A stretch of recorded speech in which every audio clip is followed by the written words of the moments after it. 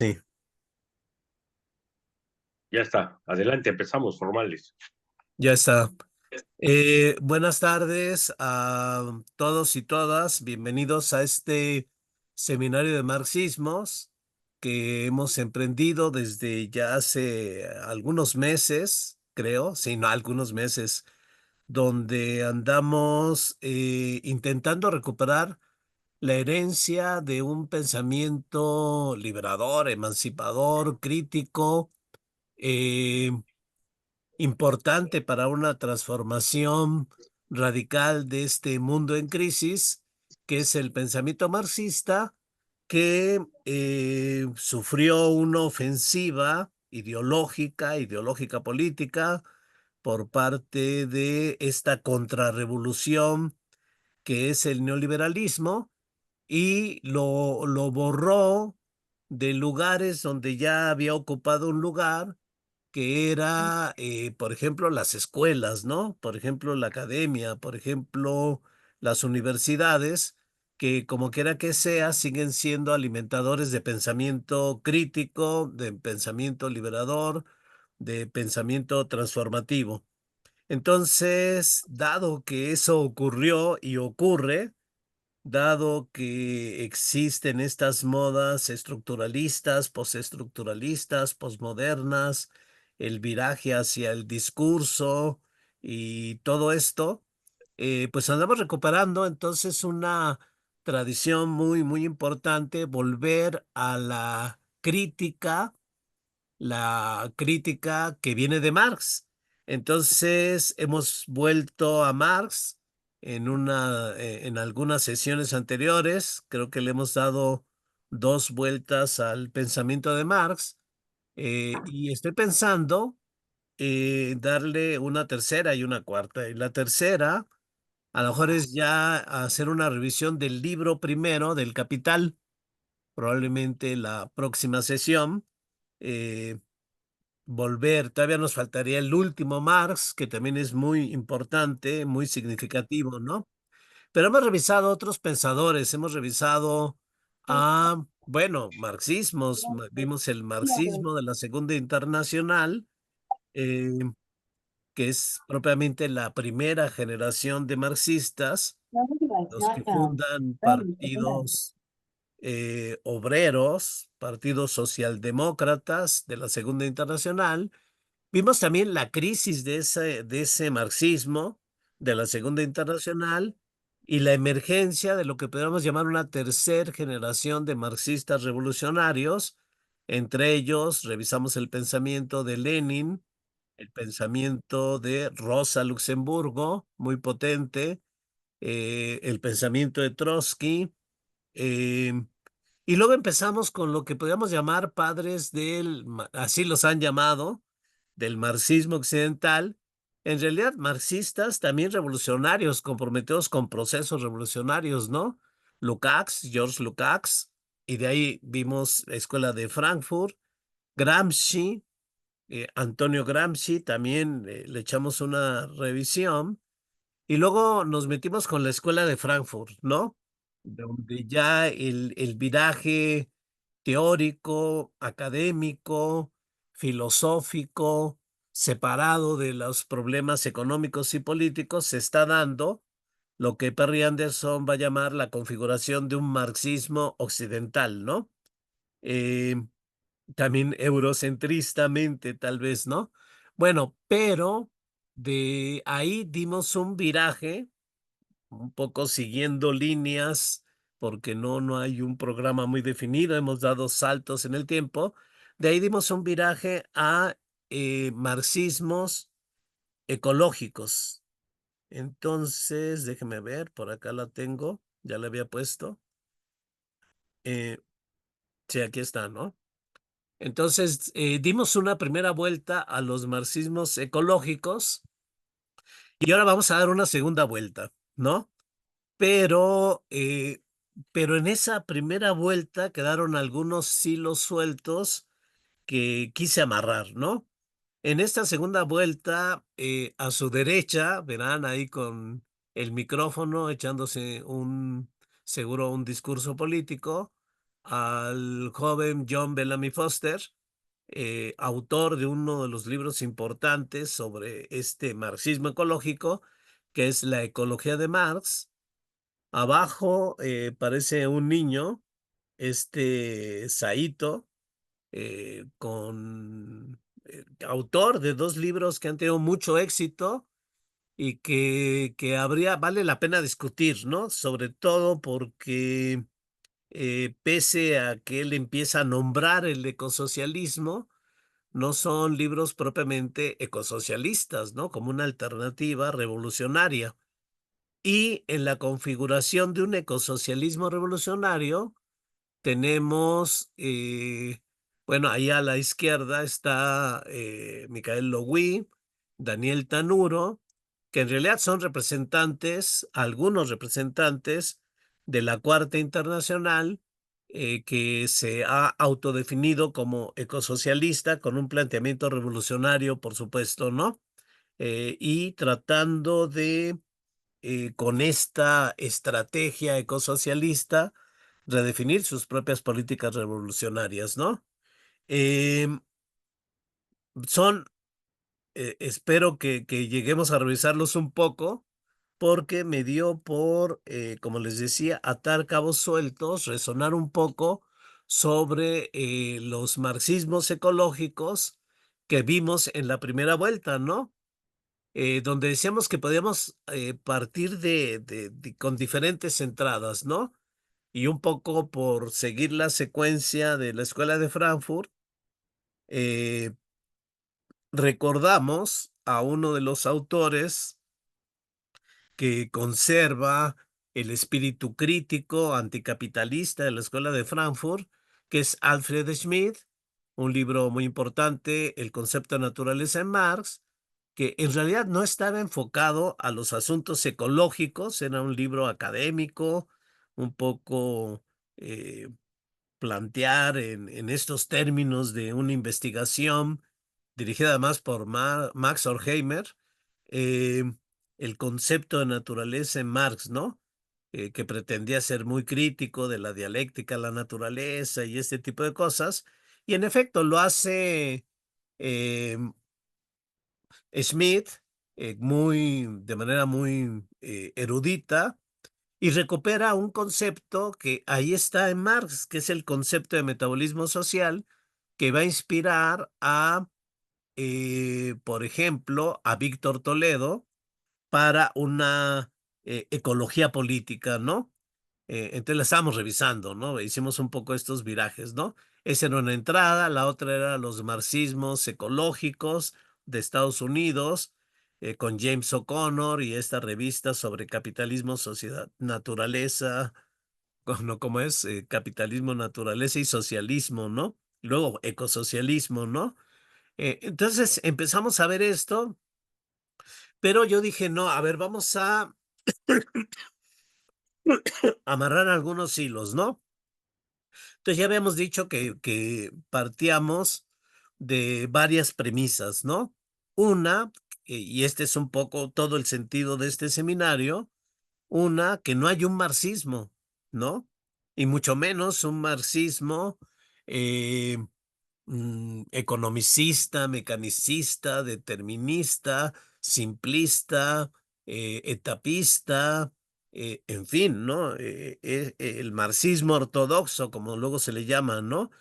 Materialismo histórico, materialismo dialéctico. No, hay muchos marxismos y hay muchos marxismos ecológicos, ¿no? También, pero hay muchos marxismos y en efecto hay algunos marxismos que eh, digamos, enrolaron en el mito del progreso y del desarrollo productivista.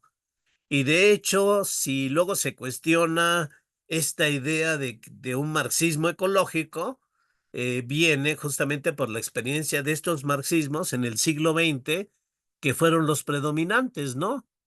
Por un lado, el marxismo socialdemócrata, que tuvo su desarrollo, que en efecto nace con una marca marxista que poco a poco, bueno, con los años fue eliminando, borrando de su identidad política hasta borrarla por completo, ¿no?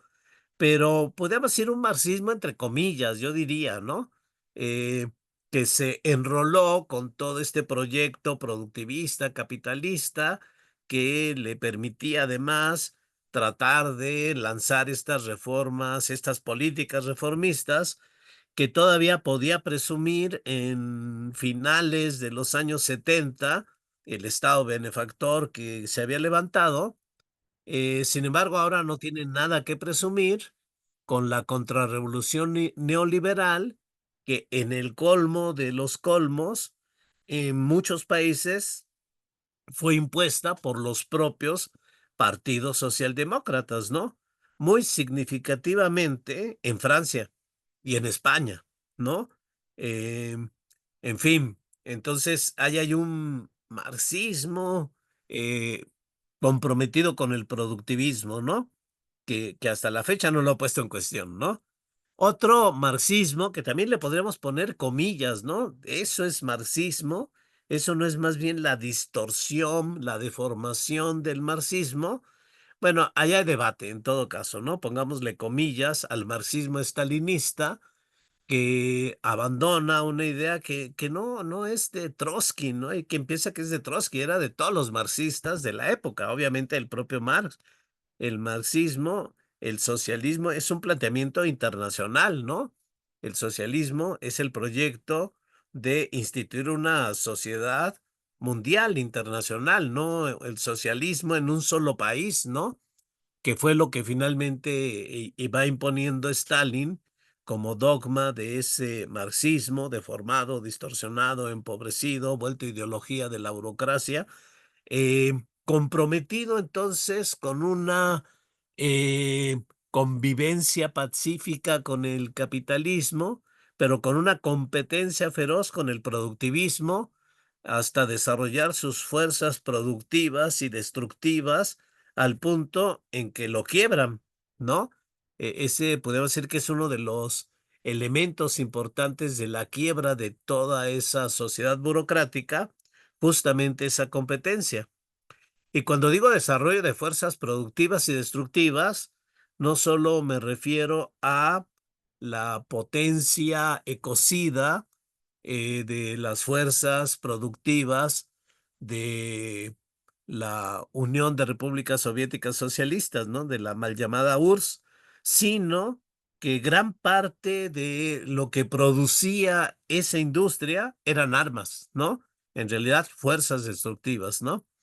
Entonces, primera tesis, en efecto, hay estos marxismos, hay muchos marxismos, y algunos se desviaron, rompiendo con los ideales propiamente socialistas, y se comprometieron con el productivismo capitalista, ¿no? Sin embargo, hay marxismos ecológicos y hay marxismos ecológicos que asumen los problemas ecológicos actuales y plantean políticas ante los problemas ecológicos actuales, ¿no? Hay otros marxismos que se nutren de los atisbos ecológicos de Marx, de su perspectiva ecológica centrada en el metabolismo, sociedad, naturaleza y su fractura metabólica, para replantear teóricamente muchos de los problemas del capitalismo actual, ¿no? Entonces hay marxismos ecológicos, ¿no? Entonces dentro hay marxismos no ecológicos, hay marxismos ecológicos, ¿no? Y señalar que Marx no solo tuvo vislumbres de políticas ecológicas, como decía Manuel Sacristán, lo vamos a recordar en esta revisión, eh, en un texto de 1983, ¿no? Hay que ubicarlo en el tiempo, realmente un precursor de los marxismos ecológicos. Manuel Sacristán revisa lo que él llama vislumbres de políticas ecológicas en Marx, ¿no? Que realmente son muy ricos, ¿no? Muy conectados con lo que luego va a elaborar James O'Connor, ¿no? Sin embargo, creo yo que Bellamy Foster ha probado que no hay vislumbres, sino que hay una ecología de Marx, ¿no? una ecología sustentada en colocar en el centro de la relación entre la sociedad y la naturaleza, el trabajo social como un metabolismo, como una forma de tomar, transformar, consumir, excretar con la naturaleza, ¿no? Entonces, pero Marx no se queda en ese metabolismo, como por ejemplo lo va a hacer Víctor Toledo en una primera etapa, sino va a hablar de que el capitalismo fractura esa relación metabólica, ¿no? Entonces son temas que Bellamy Foster me parece que ha demostrado con mucha consistencia que existe esta ecología en Marx, ¿no?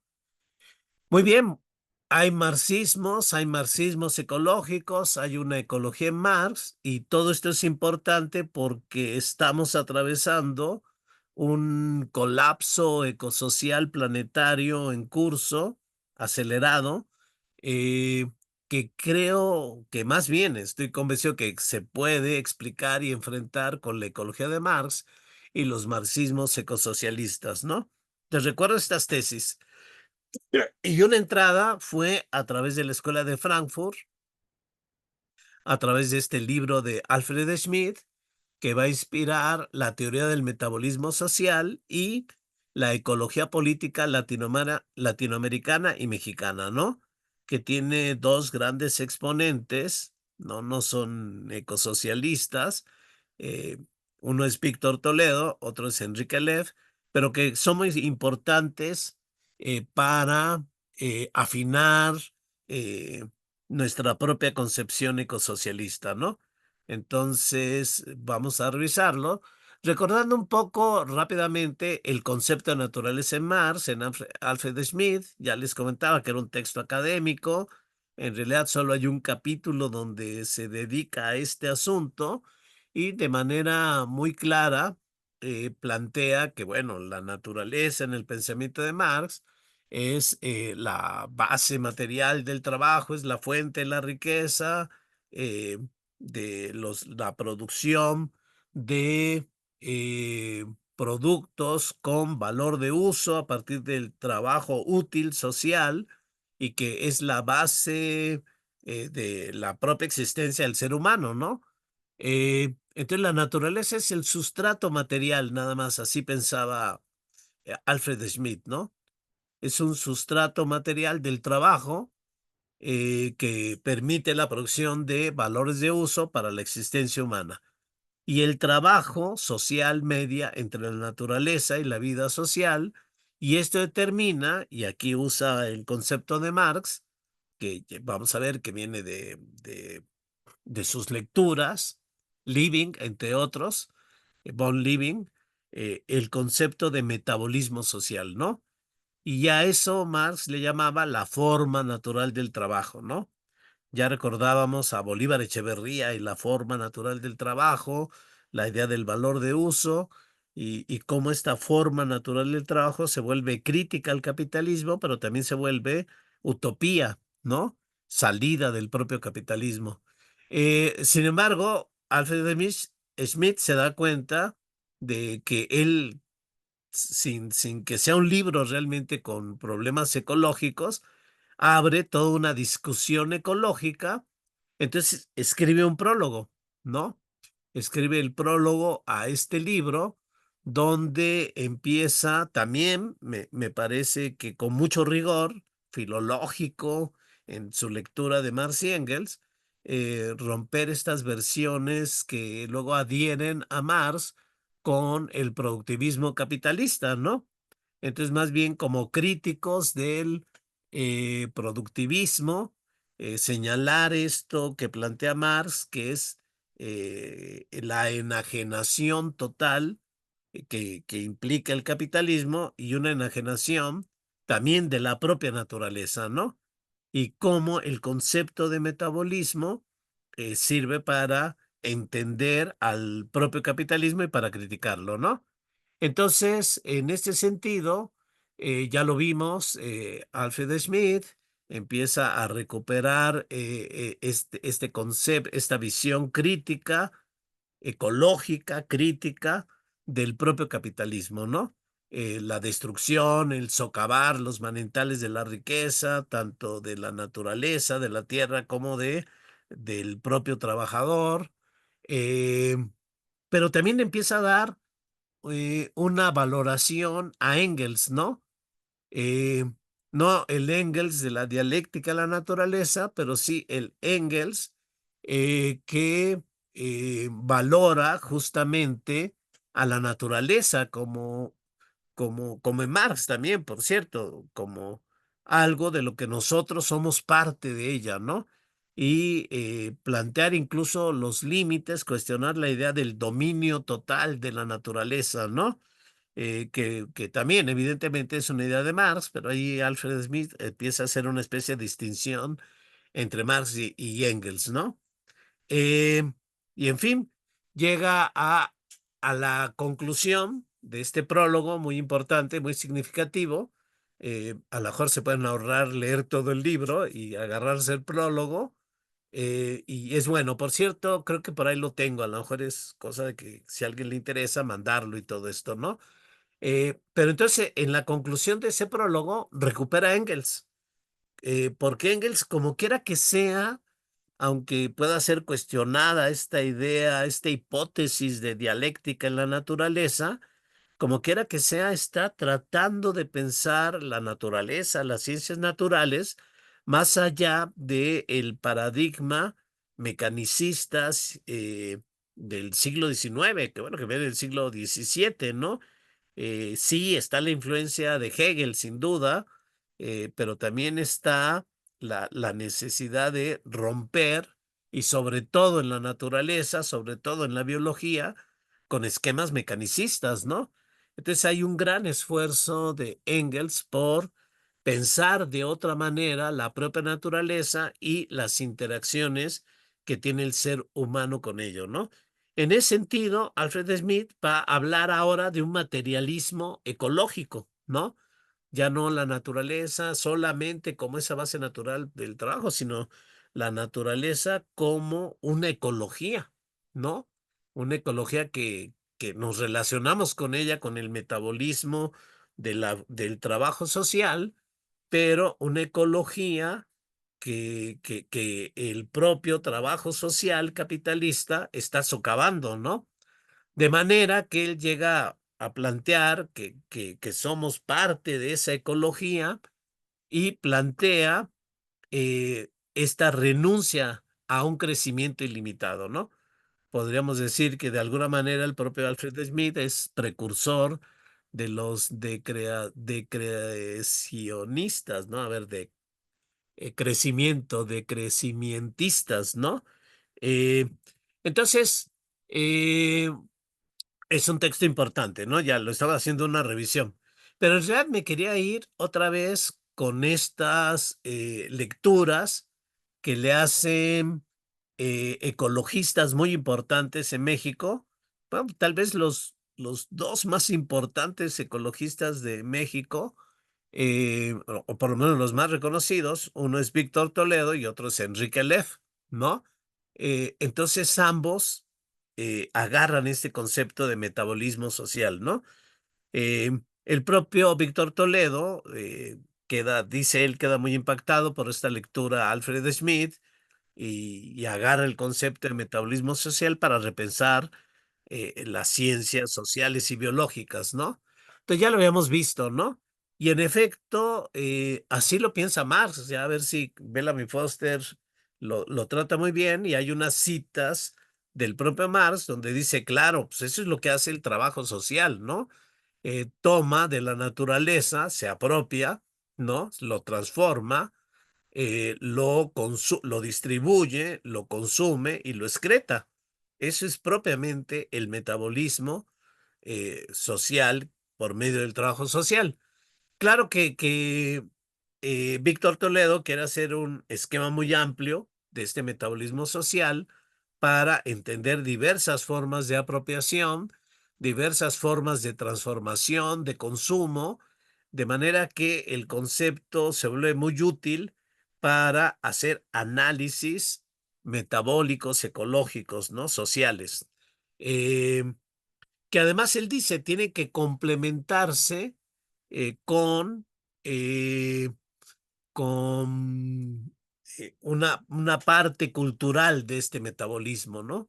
Si queremos hacer diagnósticos ecológicos, también tenemos que ver las formas de vida, las dimensiones de la reproducción, de la cultura, de las articulaciones sociales que hay en este metabolismo, ¿no?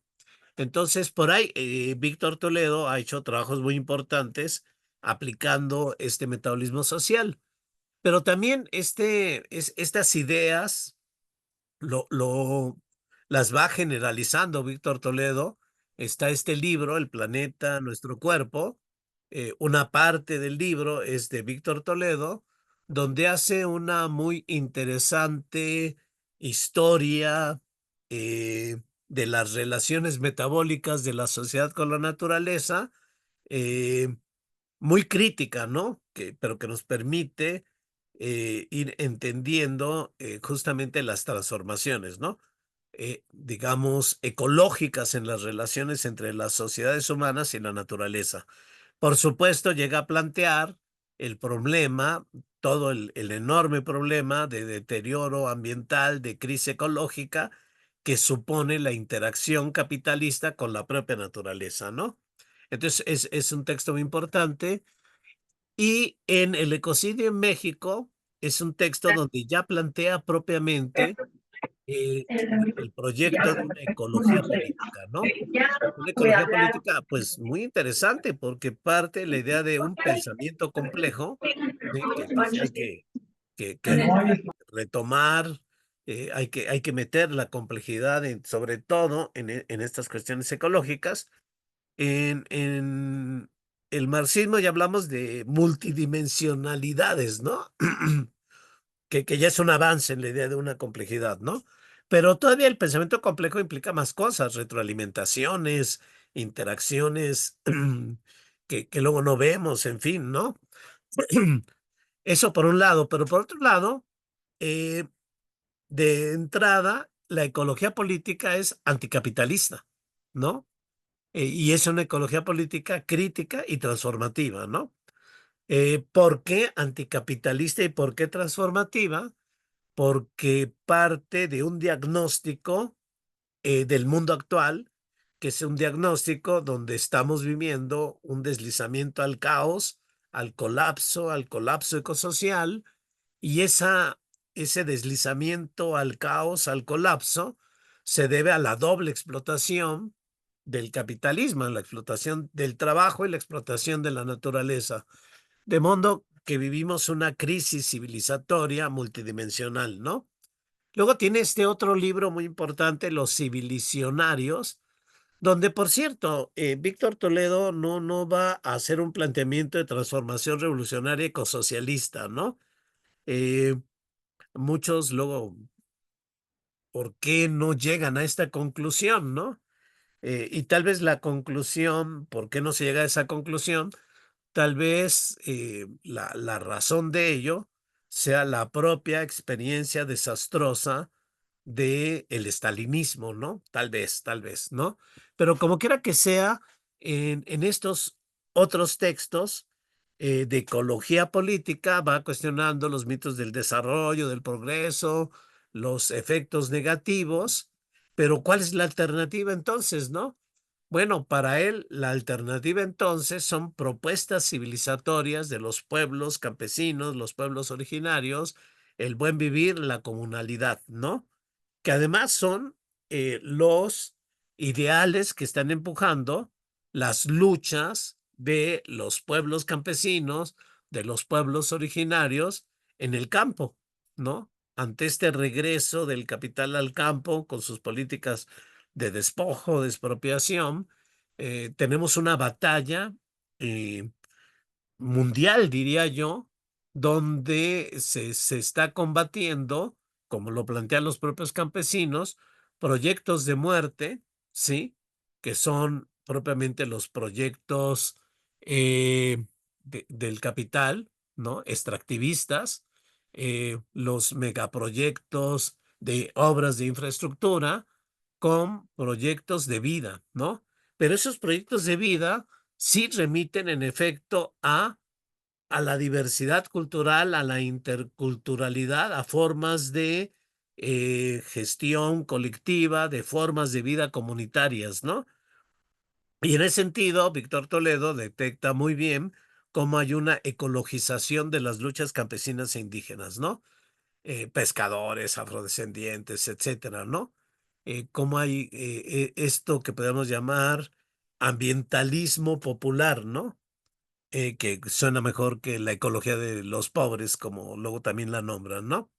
Otro representante muy importante en esta línea es Enrique Lev, que por cierto, él viene de una perspectiva marxista crítica al ecologismo, ¿no?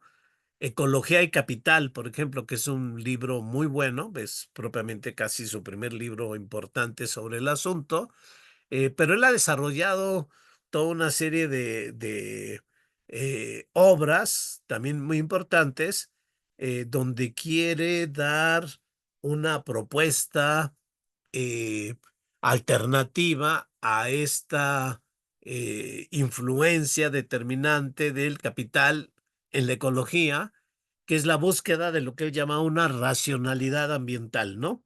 Entonces, recuerdo ahorita, por cierto, que en algún texto que sacamos, un folletito que sacamos, introducción al ecosocialismo, agarramos cosas de Enrique Leff, ¿no? Por ejemplo, estas muy claras correlaciones que hace entre el capitalismo y la destrucción ecológica, pero también apuntes al imperialismo ecológico, ¿no? Como el subdesarrollo de ciertos países y la degradación ambiental se debe justamente a estas relaciones de dominio, de colonización, de extractivismo que se instituyen en todo el mundo, ¿no? Pero lo que me interesaba ahora, en esta vuelta, era plantear otra vez esta idea de la racionalidad ambiental, ¿no? ¿Sí? Con cómo está pensando la racionalidad ambiental Enrique Leff. Y me parece que lo hace de una manera muy rica, ¿no? Digamos, él contrapone la racionalidad económica, que es la capitalista, con la racionalidad ambiental. La racionalidad económica capitalista es contra natura. La racionalidad ambiental debe concordar con la propia naturaleza, ¿no? La económica capitalista es tecnocientífica y de dominio, ¿no? Que resulta irracional en su práctica, por supuesto, ¿no? Eh, pero ¿cómo será la racionalidad ambiental? Entonces él dice, una racionalidad ambiental incorpora saberes ambientales. ¿Y de dónde vienen esos saberes ambientales? De los pueblos originarios, de los pueblos campesinos, que tienen que dialogar con las ciencias naturales y sociales, no para dominar, sino para cuidar la vida y cuidar formas de vida comunitarias, ¿no? Mientras la racionalidad económica funciona con una explotación ilimitada de la fuerza de trabajo y de la naturaleza, la racionalidad ambiental con estos saberes ambientales, por supuesto que va a mantener el trabajo social, pero un trabajo social sustentable, ¿sí? Por usar esta categoría que usa el propio Enrique Leff, sustentable, ecológicamente sustentable y limitado, diríamos autolimitado democráticamente, ¿no? Como lo va a decir el propio Enrique Leff, ¿no? Entonces, son dos racionalidades, ¿no? Mientras la económica capitalista supone la degradación global de los recursos naturales y los servicios ambientales, una racionalidad ambiental estaría enfocada al cuidado y la regeneración de los recursos naturales, ¿no? Yo hasta lo leo así, como tareas ecosocialistas, ¿no? Luego hay un concepto clave en Enrique Lev, que es la entropía, ¿no? La segunda ley de la termodinámica que marca, eh, por decirlo así, la destrucción de materia y energía, ¿no? Eh, y alguien puede decir, bueno, ¿y esto qué significa? Que el capitalismo acelera la entropía, ¿no? Acelera la destrucción material, la destrucción de materia y energía, literalmente, ¿no? Y recupera, o habría que recuperar, un concepto más complejo de vida, porque la vida es negentrópica, digamos, ¿no? La vida, a diferencia de esta ley de la materia, la segunda ley de la termodinámica, la ley de la entropía, la vida genera vida, ¿no? La vida no va al caos, la vida va a nuevas formas de vida, ¿no? Entonces la vida tiene una potencia negentrópica, ¿no? Pero entonces ahí está en el centro la contradicción entre el capitalismo y la propia vida, ¿no? Y la necesidad de cuidar la vida, de ir pasando de un pensamiento antropocéntrico a un pensamiento biocéntrico, ecocéntrico, ¿no? Eh, bueno, la racionalidad económica capitalista es insustentable y genera escasez absoluta, ¿no?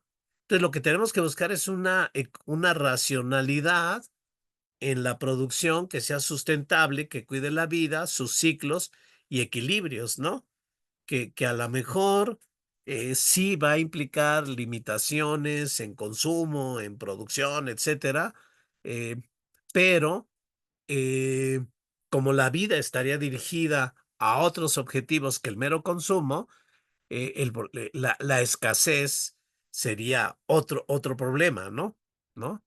Eh, en fin, esto es lo que va desarrollando, pero lo desarrolla muy bien, me parece. Me gusta este desarrollo, que es un poco lo que quería recuperar de Enrique Lev. Esto no lo habíamos visto, ¿no? Pero hay un momento muy interesante en este libro de racionalidad ambiental, donde Enrique Lev también revisa eh, todo el concepto de racionalidad, ¿no? Este concepto de racionalidad que viene de Max Weber. Entonces se mete con las ideas de Max Weber, el propio Enrique Lev, y rescata lo que él llama varias racionalidades, pero en el centro, una racionalidad sustantiva, pero sustantiva en función de la racionalidad ambiental, ¿no? Donde plantea el derecho de todos los seres humanos al desarrollo pleno, el derecho de los pueblos a la autogestión de sus recursos, la conservación de la base natural de los recursos, la valoración del patrimonio de los recursos naturales, estoy solo leyendo la primera parte, ¿no? La apertura de la globalización a la aceptación de diferentes estilos de vida y desarrollo sustentable, la eliminación de la pobreza y la miseria, la prevención de catástrofes, la constitución de un pensamiento complejo que nos permita abordar justamente, componer una mejor racionalidad ambiental, de la distribución de la riqueza y del poder, que bueno, el fortalecimiento de la capacidad de autogestión de las diversas comunidades. Bueno, puesto así, la racionalidad ambiental contrapuesta a la racionalidad económica capitalista, pues es un programa ecosocialista, lo que está planteando Enrique Lev, ¿no?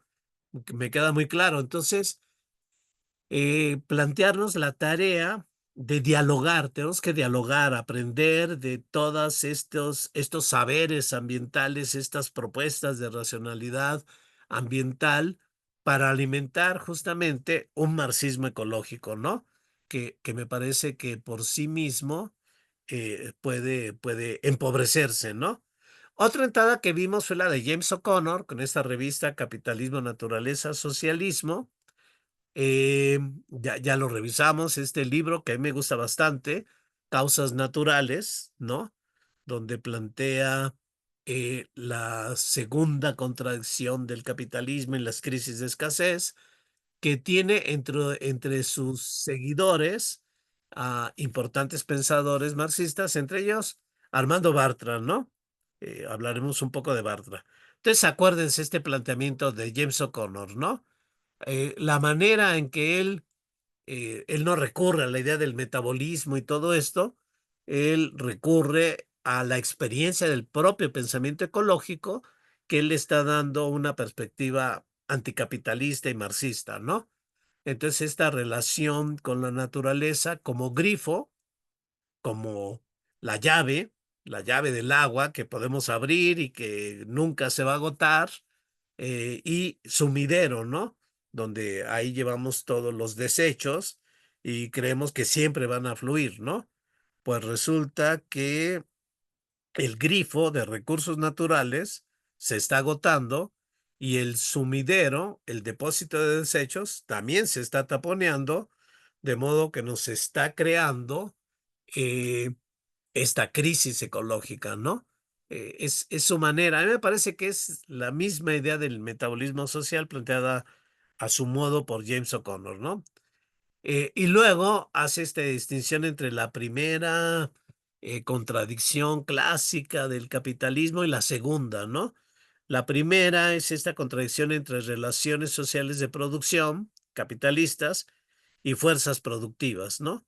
Y cómo estas relaciones sociales de producción en determinados momentos capitalistas, por crisis de sobreproducción, por ejemplo, generan crisis eh, económicas que implican el frenar la fuerza productiva, ¿no? El frenar la producción, ¿sí? Y el frenar la producción supone una recomposición del capitalismo, pero también supone, digamos, las condiciones para la lucha de los propios trabajadores, ¿no? Entonces, él dice, bueno, esta es la primera contradicción que el marxismo puso en el centro, ¿no? Pero él elabora lo que él llama una segunda contradicción, ¿no? Del capitalismo. Las relaciones sociales de producción capitalistas y las fuerzas productivas también capitalistas chocan con lo que llama condiciones de producción, ¿no? Y al chocar con esas condiciones de producción, bueno, su choque mismo supone deterioro ecológico, un deterioro ecológico tanto de la fuerza de trabajo como de la propia naturaleza, ¿no? La contaminación, el ecocidio, etcétera, ¿no? Eh, pero esto al mismo tiempo genera nuevos movimientos sociales, ¿no? Ecologistas, campesinos, indígenas, etcétera, ¿no? Y entonces toda una serie de nuevas demandas que alimentan nuevos conflictos con el capital, ¿no? Por ahí va James O'Connor con este planteamiento, ¿no? Eh, y luego hace un análisis muy rico, ¿no? Vale la pena también estos textos de causas naturales en particular, ¿no? Pero quería recordar esto, sí lo mencioné de pasada, que en esta revista las ecofeministas manifiestan su inconformidad con el trato que le da James O'Connor al propio planteamiento de ecofeminismo, ¿no? Ecofeminista. Entonces, una brillante ecofeminista, Ariel Salé, escribe un artículo cuestionando el trato que le da la revista James O'Connor en un artículo que escribe sobre el ecofeminismo, donde eh, donde realmente no lo ha entendido el ecofeminismo James O'Connor, ¿no? Y Ariel Salé lo hace notar, ¿no? En un artículo muy, muy rico, muy importante, eh, donde va a plantear varias críticas, ¿no? Primero, este cuestionamiento. Usan erróneamente el concepto ecofeminismo. Y el ecofeminismo en realidad es un concepto paralelo al ecosocialismo, ¿no? Y realmente son complementarios, no son opuestos, como piensa James O'Connor, ¿no? Eh, que hace una serie de difamaciones al propio ecofeminismo, ¿no? Entonces dice, hacen un planteamiento de este tipo. En realidad, al tratar mal el concepto de ecofeminismo, lo que están haciendo es una inferiorización de que se hace hacia la mujer, en este caso una inferiorización hacia una teoría elaborada por mujeres ecofeministas, que en realidad tiene una larga, bueno, en ese momento ya tenía una larga vida desde los años 70, ¿no? Ya había libros, ya habían hecho seminarios, ya habían hecho luchas políticas, ya habían transformado las teorías sociales, epistemológicas, éticas en el propio marxismo, ¿no? Y dicen, bueno, ustedes hacen una caricatura del ecofeminismo cuando en realidad hay muchos ecofeminismos. Hay ecofeminismos de la diferencia, socialistas, ecosocialistas, en Estados Unidos, Europa, Australia. Ahora podríamos decir, prácticamente en América Latina también hay una fuerte expresión de los ecofeminismos, ¿no? Pues este es un artículo de los 80 más o menos, ¿no? Entonces dice, todo esto es criticando este artículo de James O'Connor y Daniel Faber sobre el ecofeminismo. Dice, no tenemos confusiones biologicistas, ¿no? No vengan hombres a decirnos lo que hemos hecho mal las mujeres, ¿no? Cualquier feminista parte de que la idea de que el género es una construcción social. No tenemos confusiones por ahí, dicen, ¿no? Eh, y para las ecofeministas, el, el, el género es una imposición del propio patriarcado, ¿no? Que supone un dualismo jerárquico dominador. Dualismo, esta separación entre hombre, mujer, ¿no? Hombre, civilización, hombre, razón, mujer, emoción, mujer, primitivismo, mujer, naturaleza, ¿no? Eh, entonces es un dualismo jerárquico donde se coloca al hombre y se inferior por encima y se inferioriza a las propias mujeres, ¿no? Entonces, el ecofeminismo dice, sí, en efecto, porque en el propio artículo de James O'Connor plantean algunos problemas de los planteamientos ecofeministas, eh, que es justamente criticar una concepción de la naturaleza, pero al mismo tiempo valorar la relación con la naturaleza, ¿no? Entonces dice, bueno, eso que tiene como problema el propio ecosocialismo, lo tenemos nosotras también las propias ecofeministas, ¿no? Pero es parte de una elaboración, de una discusión, ¿no? Sí hay ecofeminismos de la diferencia, que luego causa mucho ruido en algunas lecturas a los de ecofeministas, ¿no? Dice, pero esta afirmación de la diferencia no es para afirmar esencias feministas que reafirman al patriarcado, sino para potenciar y fortalecer a las propias mujeres, ¿no? Eh, entonces es una crítica muy dura la que le está haciendo esta Ariel Saleh a la manera en que estos ecosocialistas descartan de plano al propio ecofeminismo, ¿no? Entonces, claro, plantean esta importancia de las mujeres en los trabajos de cuidados, en eh, la importancia que tienen en las formas de explotación que ellas mismas sufren, pero también la importancia que tiene el cuidado en cualquier planteamiento ecosocialista, ¿no? Dicen, bueno, los ecofeminismos en efecto nacen en París, pero ha habido muchos, ¿no? Y los hombres tienden a despreciar toda la perspectiva ecofeminista, ¿no? Eh, Luego la acercan a la ecología profunda, cuando las ecofeministas tienen sus críticas también a la ecología profunda, y las acusan de neorrománticas, ¿no? Porque critican la ciencia, porque critican la razón, etcétera, despreciando toda la crítica epistemológica a la ciencia dominadora, ¿no? Eh, También cuestionan James O'Connor esta idea de que entonces las ecofeministas plantean la superioridad del cuerpo sobre la mente, ¿no? Cuando las ecofeministas están en un cuestionamiento a todo dualismo jerárquico, patriarcal, ¿no? Eh, las ecofeministas hacen énfasis en los lazos emocionales, el cuidado y lo comunitario. Sí, por supuesto, porque están cuestionando formas patriarcales que desprecian todo esto que es muy importante para un proyecto de transformación social, ¿no? Entonces, quería recordar esta crítica ecofeminista y la importancia del ecofeminismo, ¿no?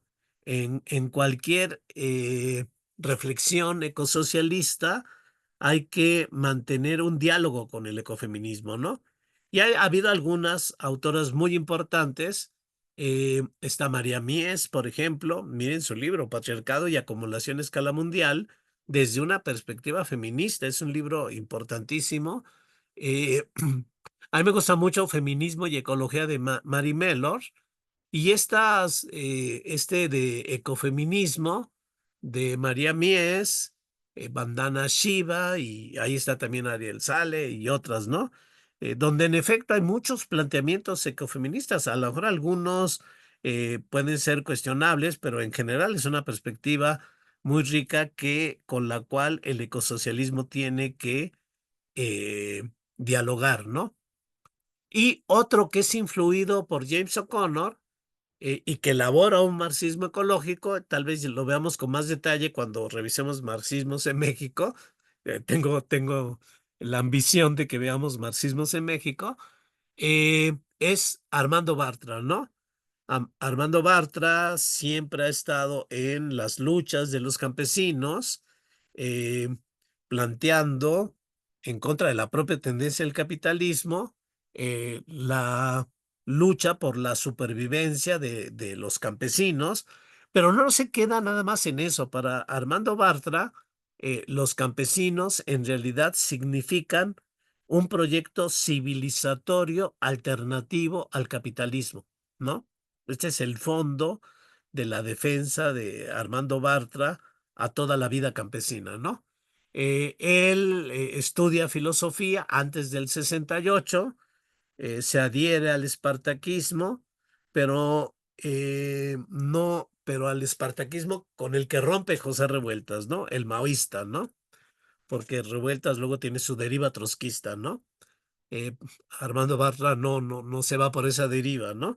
Se queda con este espartaquismo. Él, como quiera que sea, es un intelectual muy importante que trata de mexicanizar al marxismo y por eso tiene libros muy buenos sobre los vagonistas, los zapatistas, los neozapatistas y sobre todo sobre las luchas campesinas. Si alguien ha rescatado las luchas campesinas de estos últimos años es justamente Armando Bartra, donde él mismo cuenta su historia de cómo de pronto su giro campesino en un célebre seminario sobre el capital, donde estaba Bolívar Echeverría y otros marxistas, Jorge Cuanes y otros, a él le toca el libro tercero y él agarra particularmente sobre la renta, la cuestión campesina, de ahí empiezan a elaborarse las primeras revistas campesinas, pero en un momento donde la cuestión campesina no es una cuestión académica, ¿no? No es una cuestión teórica, donde están las luchas de los campesinos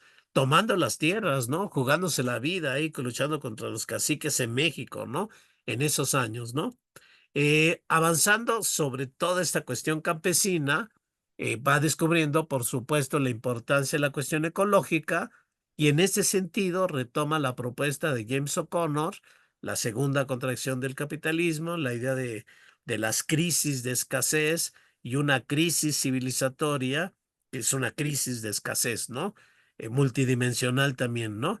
Es una obra muy extensa y bueno, habría que decir que en este último momento de Armando Bartra anda muy comprometido con Morena, aunque le oí una conferencia ya él estuvo muy metido en la idea de que hagamos un programa político para el proyecto de Morena, ¿no? Y no importa quién sea el candidato, sino que el programa que se sigue, ¿no? Que obviamente no han tomado en cuenta para nada. Pero en ese balance que estaba haciendo Armando Bartra, tuvo que admitir, yo lo escuché ahí en un video, eh, tuvo que admitir que este gobierno no avanzó un ápice en la soberanía alimentaria, que es la única manera de restituir la dignidad, la importancia del trabajo campesino, ¿no? Eh, Como quiera que sea, su obra ha sido muy importante, ¿no? Y sobre todo su última obra, ¿no? Bueno, desde un punto de vista del desarrollo del marxismo en México, ha hecho obras, digamos, muy significativas, El hombre de hierro, El marxismo mundano, Tomarse la libertad y otras obras, ¿no? Eh, Tomarse la libertad es un libro importante porque en realidad Armando Bartra estudió filosofía y en aquellos años no estaba la moda altuseriana, sino estaba Sartre, pero Sartre que se acerca al marxismo, que escribe dos tomos eh, pensando pensando su filosofía desde una perspectiva marxista, y escribe La crítica de la razón dialéctica, ¿no? En un diálogo con el marxismo, ¿no? Que es el libro determinante en el pensamiento de Armando Bartra, como uno lo descubre leyendo este libro de Tomarse la libertad, ¿no? Y es importante por varias cuestiones, ¿no? Uno, porque desde la perspectiva sartreana de la existencia libre, que elige, que niega la circunstancia, etcétera, eh, lo que se afirma es la potencia de la praxis revolucionaria subjetiva, ¿no? Lo que podemos llamar el sujeto, ¿no? La subjetividad revolucionaria reafirmada desde este planteamiento propiamente sartreano, ¿no? Que en realidad es toda una tendencia que el propio Sartre está expresando, ¿no? Eso por un lado, ¿no? Por otro lado, la cuestión de la enajenación misma, ¿no? Porque en esta crítica a la razón dialéctica, Sartre plantea que en efecto la praxis se objetiva, ¿sí? Tiene una objetivación, pero esa objetivación sale del control humano, ¿sí? Y se vuelve contra el humano. En realidad, Sartre, a su modo, y de manera muy abstracta, si se quiere, está recuperando la dialéctica, eh, la propia dialéctica de la enajenación de Marx, ¿no? Y entonces, esto lo va a retomar Armando Bartra, pero también va a retomar el elemento que mete Sartre de por qué el objeto que, se- que en donde la praxis humana se objetiva, se enajena, ¿no? ¿O por qué ocurre eso? Bueno, dice Sartre, porque esto ocurre por una condición ontológica que es la propia escasez, la rareza, ¿no? Es una condición ontológica de la relación de los humanos con la naturaleza y con la propia sociedad, ¿no? De modo que todo proyecto humano que se objetiva corre el riesgo por la escasez de volverse contra el ser humano, ¿no? Eh, y esto evidentemente lo liga con el joven Mars, con James O'Connor, para explicar justamente la crisis ecológica, ¿no? Y advertir los riesgos, en todo caso, advertir los riesgos de todo proyecto revolucionario. Todo proyecto revolucionario tiene, en efecto, el riesgo de volverse lo contrario de lo que se había planteado, ¿no? Y por eso tenemos la experiencia del estalinismo, por ejemplo, ¿no? Habrá que ver, en todo caso, otros marxismos mexicanos, las potencias del ecocomunismo campesino y otras obras ecosocialistas. Y estaba recordando, por cierto, una obra ecosocialista de un camarada nuestro que está presente acá, eh, que es este libro de Economía Ecológica y Ecosocialismos, que tal vez sea de nuestro compañero Jorge, que habrá que checar, pero es de los pocos libros ecosocialistas, ¿no? Hay que producir más libros ecosocialistas. Volveremos en otro momento, Jorge, a lo mejor a esta obra, ¿no? A que nos hagas una exposición, una discusión de esta obra de Jorge, ¿no? Hablando acá de otros, pero luego se nos olvidan los nuestros, ¿no? En una tarea que yo creo tenemos que avanzar más, ¿no? En la producción de textos ecosocialistas, ¿no?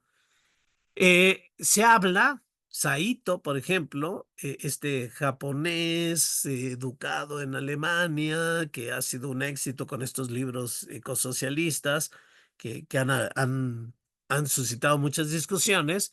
Él habla en todo caso de ecosocialistas de la primera generación, ¿no? Bueno, puede ser, ¿no? Entre ellos, James O'Connor, que al principio él no usaba el término ecosocialista, él usaba el término socialismo ecológico, ¿no? Todavía en este libro, Causas Naturales, él habla en todo caso de socialismo ecológico, ¿no? Años después ya va a hablar de ecosocialismo, ¿no? ¿Por qué se populariza ecosocialismo, no? Tal vez, es una hipótesis, tal vez se debe a un manifiesto ecosocialista del 2001 firmado por un importante ecosocialista estadounidense y un importante ecosocialista francés, brasileño y de la Cuarta Internacional, que es Logui, ¿no? Un manifiesto muy importante que incluso generó luego el intento de una red internacional ecosocialista, ¿no? Que no sé si todavía existe propiamente, ¿no? Pero también generó otra cosa muy importante, ¿no? Eh, que es que la propia Cuarta Internacional en el 2010 asumiera ya su definición propiamente ecosocialista, ¿no? Entonces, y bueno, está este otro libro muy importante, El enemigo de la naturaleza, de Joel Cobel, donde es una especie de juicio, ¿no? El enemigo del pueblo, ¿no? Pero ¿cuál es el enemigo del pueblo? Es el enemigo de la naturaleza, y el enemigo de la naturaleza es el capitalismo. Es una especie de juicio, ¿no? En un libro muy importante. Pero ya que andamos recordando precursores y primeras generaciones del ecosocialismo, pues vale la pena recordar a un precursor del marxismo ecológico, que es Manuel Sacristán, ¿no? Eh, un muy importante filósofo socialista español, ¿no?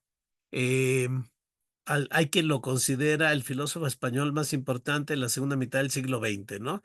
Y en realidad él inspira a muchos, muchos pensadores ecosocialistas actuales, ¿no?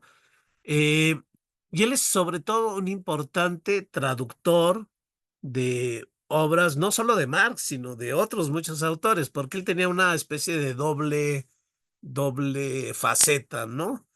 Por un lado, una formación en la filosofía de la ciencia, ¿sí?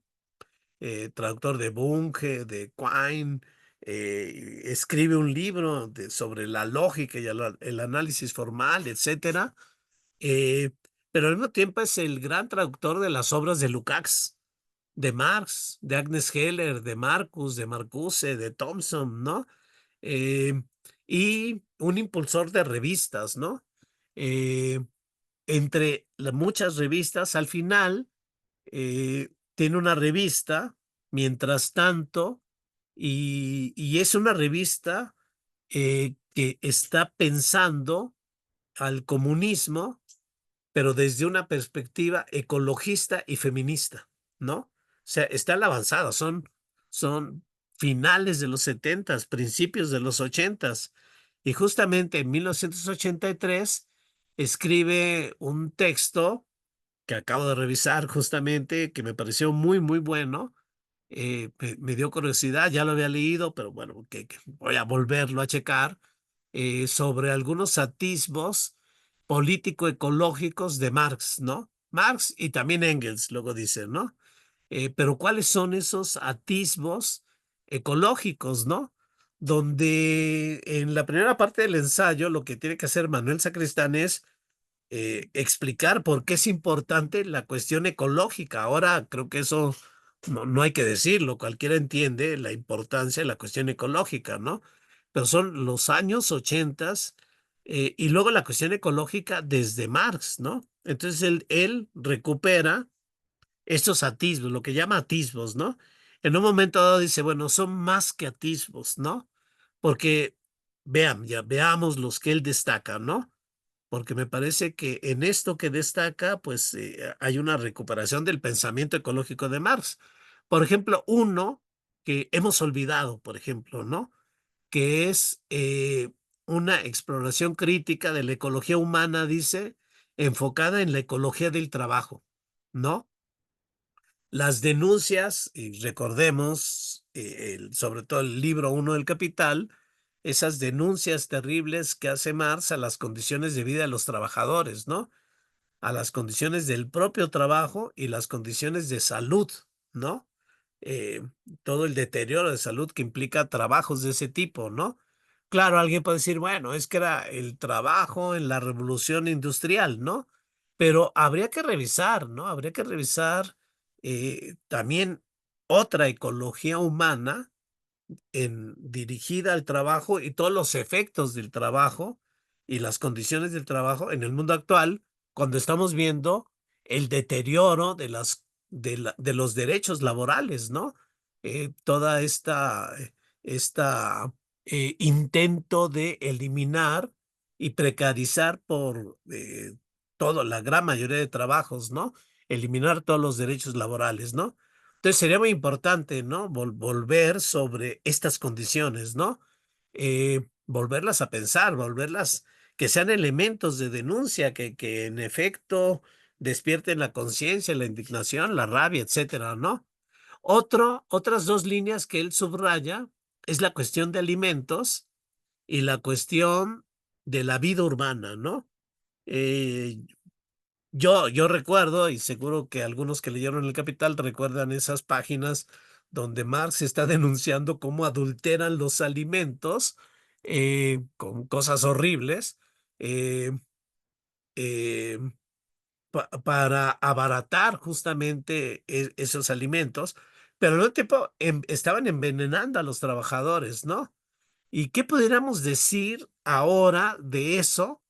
Pues yo creo que algo más terrible, la crítica a las mercancías tóxicas alimentarias, ¿no?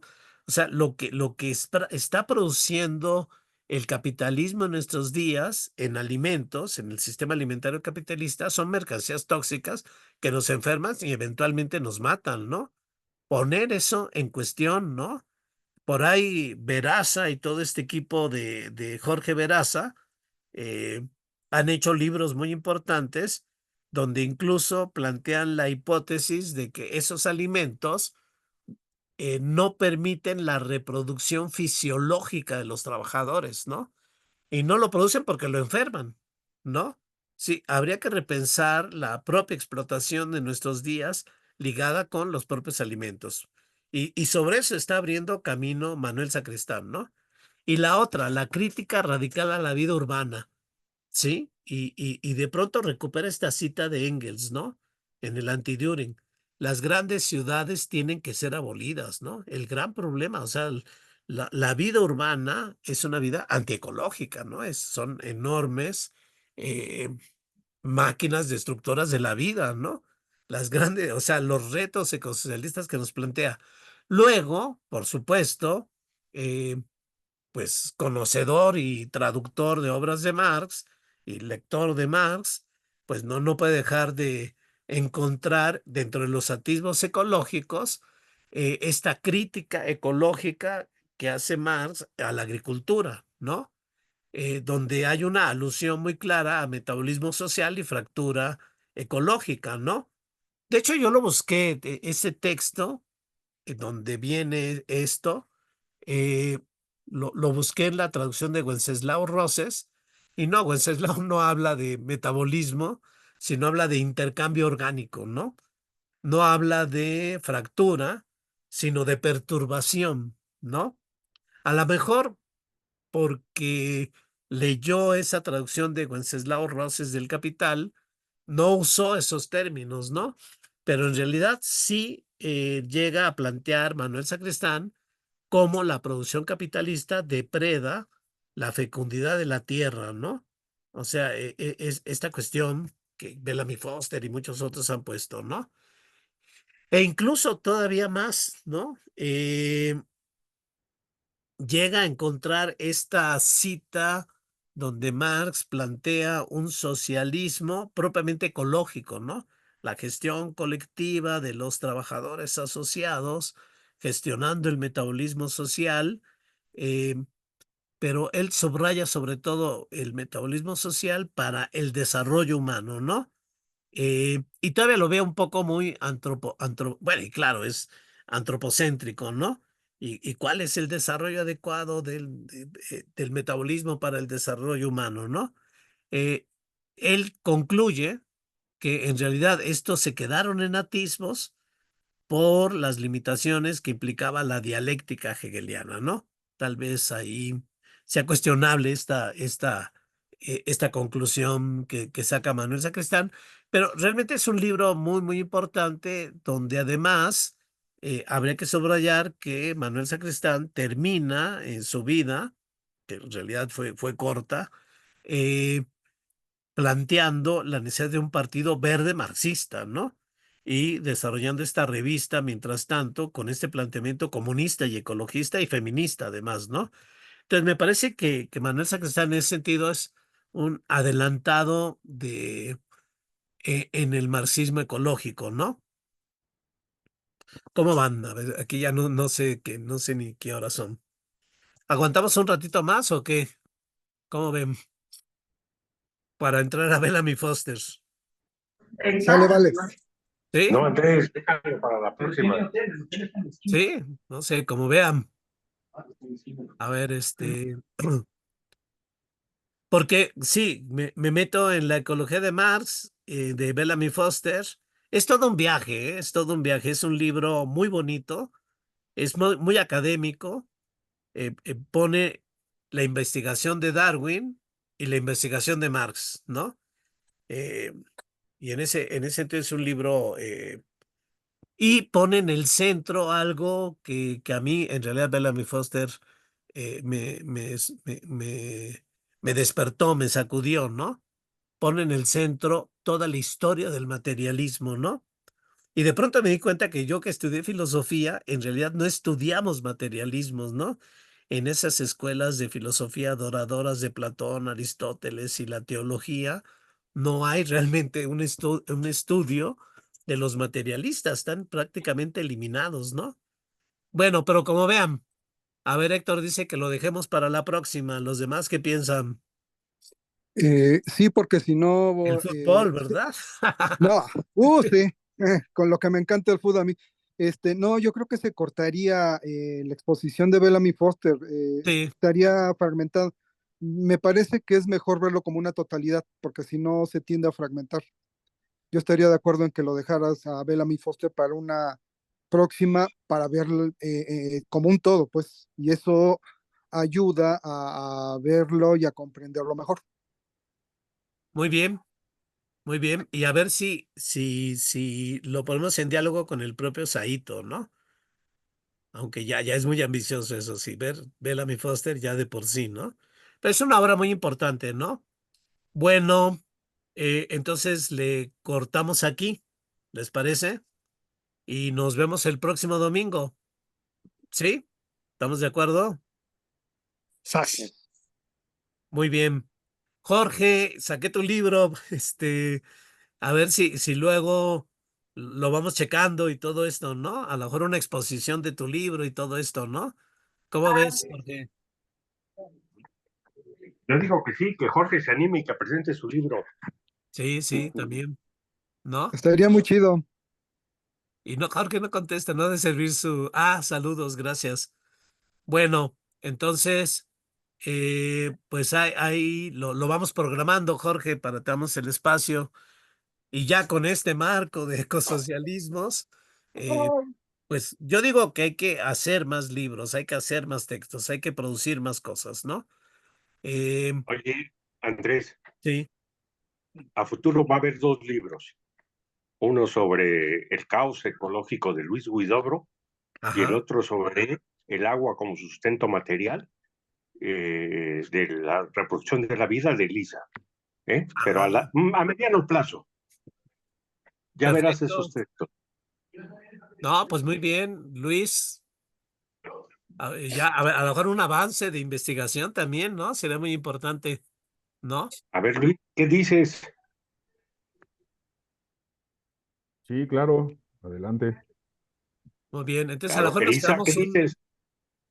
ya dijo que claro. Pues a lo mejor nos Sí, quedamos el, un rato con ecosocialismos, ¿no? Sí. Bellamy Foster, Jorge, Luis, Saito, Elisa, Fernando.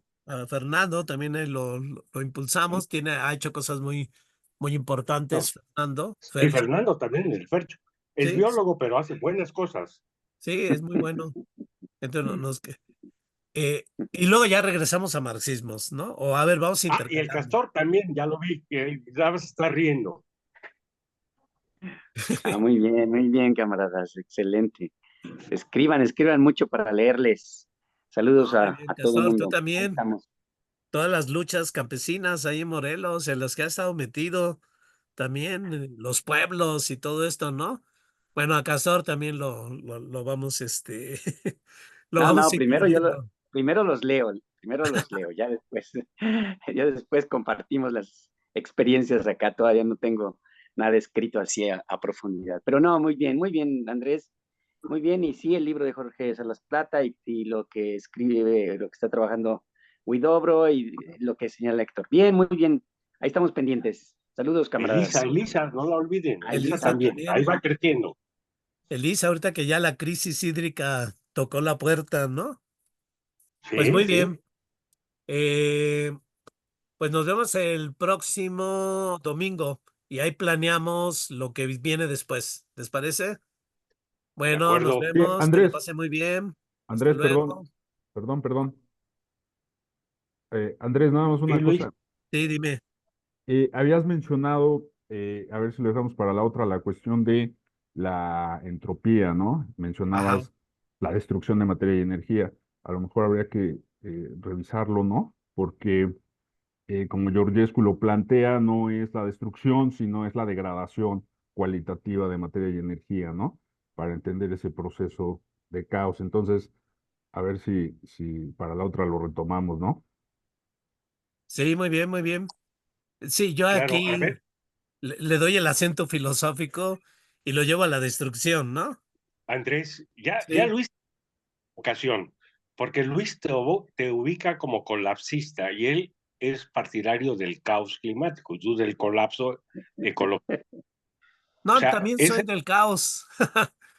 También de soy del Luis, caos. Al final va a ganar el caos, pero, pero la idea es que del caos emergen claro, porque cuando llegue el colapso ya no podremos hacer nada, llega el caos y la creación de nuevas subjetividades nos va a permitir revertir la cosa, pero bueno. Bueno, ahí sí te estás siendo muy optimista tú. No, está bien, estoy de Tú no eres acuerdo. optimista, eres más optimista que yo No, y no, sí, no, estoy de acuerdo, estoy de acuerdo. Yo también, yo también. Eh, sí, sería muy interesante. Ahí está Wallerstein con esta asimilación del caos y todo esto, ¿no? el de la Sí, yo le entropía. exagero, Luis, con esto de la degradación, un poco lo planteé como la destrucción, ¿no? Ya visto de fondo, ¿no? Pero está bien, vamos a ceñirnos al concepto degradación, ¿no? Pero yo siempre digo, es que eso que se perdió es irrecuperable, ¿no? O sea, eh, quitando toda expectativa de que en el fondo nada se pierde, ¿no? Y entonces no se ve la dimensión del colapso ecosocial, ¿no? En el El tiempo fondo es irreversible. sí, estamos perdiendo, ¿no? Es que solo se degrada. Ah, sí, solo se degrada. No, no, o sea, es irrecuperable, es irreversible, ¿no? Pero bueno, habrá que hacer una reflexión. A ver si un día nos lo expones, ¿no? Luis, también a toda esta, ¿cómo se llama este autor? Que mencionaste. Ah, Georgescu, Nicolás Ajá. Georgescu, ajá. Sí, a ver si algún día también nos lo expones. Ah, pues cuando nos expongas lo del caos, ¿no? Ahí nos lo expones. Perfecto, porque Con sí, gusto, con gusto. a mí me Ahí parece lo un armamos. concepto que hay que asimilar, ¿no? Que hay que asimilar para ver la dimensión de la crisis, ¿no? Que es Claro. terrible, ¿no? Pero bueno, pues un abrazo a todas y todos. Nos vemos. Adiós. Nos vemos. Hasta luego. Dale. Y Elisa ya no se comprometió. Bueno, No, sí me comprometo, solo que no tenía la oportunidad del micrófono. Creo que es Bueno, un nos fuerte vemos. compromiso que nos lanzó, pero sí. muy Hasta bien, luego. muy bien. Jorge, tú también ya estás, ¿eh? Luego, Jorge, que tú ya estás también, ¿eh? Sale. Nos vemos. vale, bye. Y que pierda México. Bueno, vayan a sufrir. Yo también voy a ver cómo pierde México. Sale. Órale, bye. Nos vemos, Vale, Naila. Andrés. Ahí sigues leyendo. Adiós, maestro. Sale. Luego nos